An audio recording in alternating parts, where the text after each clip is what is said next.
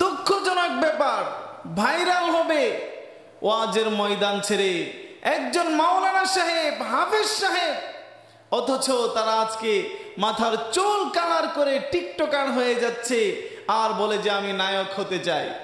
বাংলার মুসলমানদেরকে বলবো, কিছুদিন পরেই দেখবেন এই ভাইরাল ওমর ফারুক আল আজমি, এই ভাইরাল টিকটকার শিপন কোনো না কোনো মাহফিলের প্রধান বক্তা। এটাই আজব বাংলাদেশ। বাংলাদেশের যত মুসলমান আছেন প্রত্যেকটা মুসলমানকে বলবো, ভাই আপনারা কোনো পাগল ছাগলকে মসজিদের মিম্বরে বসাইবেন না। যে ব্যক্তি শুধুমাত্র ভাইরাল হওয়ার চিন্তা করে, নিজের আমলের চিন্তা করে না, সেই ব্যক্তির বয়ান শোনার কোনো প্রয়োজন নাই, কোনো দরকার নাই।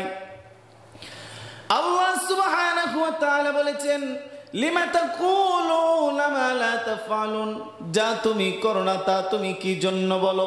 যে আমল তুমি নিজেই করতে পারো না সেই আমলের কথা তুমি কি জন্য বলো?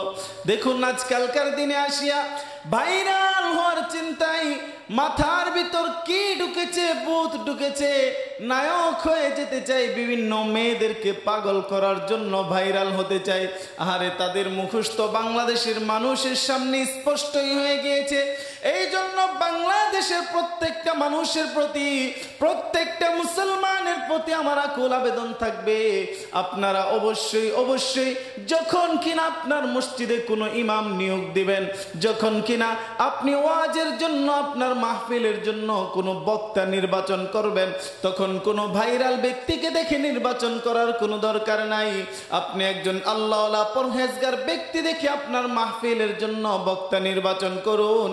তাহলে আপনার জীবনেরও ফায়দা হবে, এলাকার মানুষের জীবনেরও ফায়দা হবে। সেই বক্তার কথা দিয়ে, যেই বক্তা শুধু আল্লাহ সুবহানাহু ওয়া তাআলাকে রাজি খুশি করার জন্য কথা বলে, সেই বক্তার কথা দিয়েই সমাজের চিত্র পরিবর্তন হবে।